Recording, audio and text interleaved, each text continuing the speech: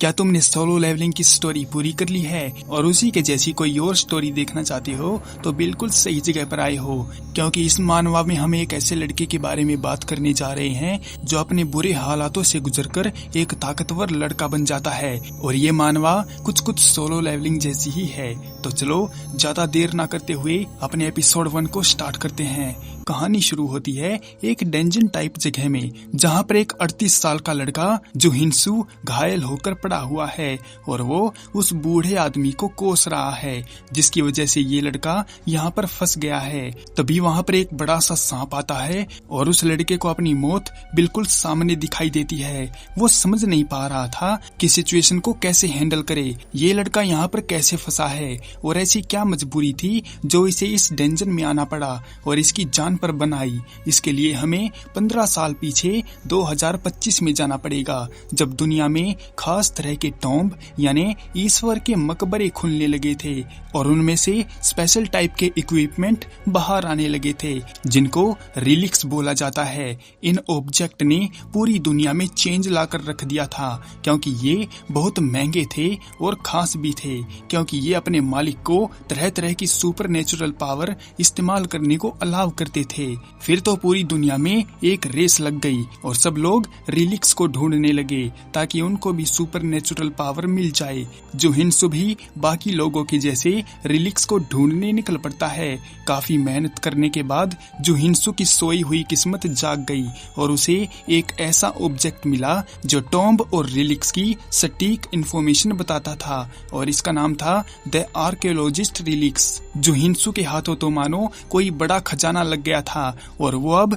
सबसे पावरफुल बन सकता था। लेकिन उसने थोड़ी देर कर दी थी, क्योंकि दुनिया में बड़े बड़े लोगों ने एक लॉ पास करवा दिया था। अब इससे होगा ये कि जितने भी पावरफुल रिलिक्स ऑब्जेक्ट हैं उनका इस्तेमाल सिर्फ ये लोग ही कर सकते हैं, और जो कोई भी इनका इस्तेमाल करते हुए पाया गया या तो उसको मार दिया जाएगा या जेल में डाल दिया जाएगा। अब दूसरे लोगों के पास बस एक ही रास्ता बचा था कि वो इन ताकत के भूखे लोगों के लिए गधे की तरह काम करे।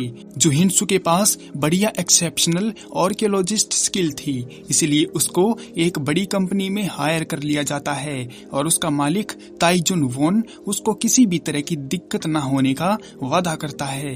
अब ये कोई अच्छा काम करने वाली कंपनी नहीं थी, बल्कि इसका मालिक वोन जो हिंसू से दूसरी जगह पर रखे हुए रिलिक्स चोरी करवाता था, और जो हिंसू के पास बढ़िया स्किल भी थी, इसलिए वो आसानी से इस काम को कर लेता था और इसी वजह से उसका नाम पड़ गया था द टॉम्ब राइडर। जो हिंसू ने चोरी कर करके वोन को काफी पावरफुल बना दिया था, क्योंकि अब सबसे ज्यादा रिलिक्स वोन के पास ही थे। इन सबसे जो हिंसू को बाकी लोगों से नफरत का सामना भी करना पड़ा, क्योंकि सबसे ज्यादा चोरी वही करता था। लेकिन बाकी लोगों की बातों पर ध्यान न देते हुए जो हिंसू सब कुछ सहता रहा और अपना काम पूरी मेहनत से करता रहा, क्योंकि इस ताकत की भूखी दुनिया में अब उसके पास और कोई काम भी नहीं है। लेकिन उसकी मुसीबत यहाँ पर भी कम नहीं हुई, क्योंकि उसका मालिक वोन उसकी स्किल से डर गया था। उसे डर था कि कहीं जो हिंसू अपनी ताकत को उसके खिलाफ इस्तेमाल ना कर दे। इन सब से निपटने के लिए वोन एक प्लान बनाता है और जो हिंसू को उसके बाकी साथियों के साथ एक खतरनाक जगह पर भेज देता है, जहाँ काफी पावरफुल मॉन्स्टर थे। अब जो हिंसू उस बड़े सांप के जाल में फंसा हुआ है और उससे बचने के लिए एक पत्थर उठाकर उसको मारता है, लेकिन उस बड़े सांप को कोई फर्क नहीं पड़ता। जो हिंसू को अपने मालिक पर गुस्सा आता है, क्योंकि उसने अपने मतलब के लिए उसको रास्ते से हटाने का प्लान बनाया था। जो हिंसू काफी गुस्से में है और वो कहता है कि अगर उसकी मौत भी हो जाती है तो वो भूत बनकर वोन के पीछे पड़ा रहेगा जिंदगी भर और उसे परेशान करेगा। तभी वो बड़ा सांप उसे बकवास बंद करने को कहता है। जो हिंसू उसकी बात को सुन लेता है और उस बड़े सांप को हैरानी होती है कि ये इंसान उसकी लैंग्वेज कैसे समझ पा रहा है। जो हिंसू कहता है कि इसमें कोई बड़ी बात नहीं है, क्योंकि उसके पास स्किल बहुत बढ़िया है। जो हिंसू वहाँ से कैसे भी करके निकलना चाहता है, पर तभी वो बड़ा सांप बताता है कि उसके पास जाने का कोई चांस नहीं है, क्योंकि उसके पैर कट गए हैं और जो हिंसू का अंत यही होने वाला है।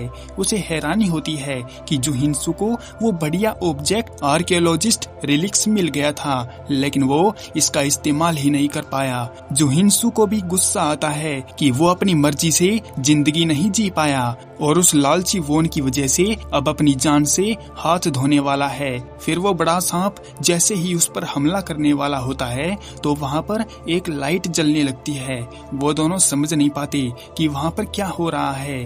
तभी जुहिनसु देखता है कि उस लाइट में से एक चिड़िया बाहर निकल कर आ रही है। उस चिड़िया ने कहा कि वो जुहिनसु को एक मौका देगा खुद को साबित करने का, ताकि जुहिनसु किंग की पावर को अपने अंदर समा सके। इसके बाद एक एनर्जी जुहिनसु के अंदर आ जाती है और जुहिनसु होश में आ जाता है और अपने आप को बाहर की दुनिया में पाता है। उसे ये सब एक सपने जैसा लगता है, लेकिन जब उसने अपने पैरों को देखा तो वो बिल्कुल ठीक थे। जुहिनसु परेशान है कि उसके साथ क्या हो रहा है, पर तभी उसका ध्यान अपने पास बैठे लोगों पर जाता है जो उसे ही घूरे जा रहे थे। जुहिनसु को पता चलता है कि वो मारपीट के मामले में पुलिस स्टेशन पर आया हुआ है। सामने बैठा ऑफिसर जुहिनसु से उसकी आईडी मांगता है ताकि आगे की कार्रवाई कर सके, लेकिन जुहिनसु का इस पर कोई ध्यान नहीं होता और वो अभी भी उस सपने के बारे में ही सोच रहा है।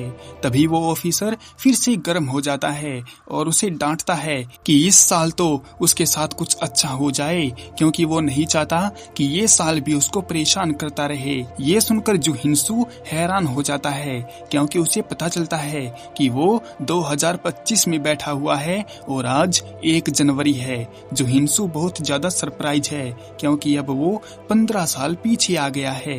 इसके बाद जुहिनसु की नजर सामने बैठे लड़के पर जाती है जो एक हाई स्कूल स्टूडेंट है। जुहिनसु को अभी भी याद है कि स्कूल टाइम पर उसकी न्यू ईयर पार्टी वाले दिन पर दारू पीने की वजह से उस लड़के के साथ मारपीट हो गई थी और वो पुलिस स्टेशन पर आ गया था। जुहिनसु को यकीन नहीं होता कि वो 15 साल पीछे आ गया है, तो फिर से उसे चिड़िया की याद आती है कि उसने बोला था जुहिनसु को एक मौका दिया जा रहा है ताकि वो किंग की ताकत को अपने अंदर समा सके।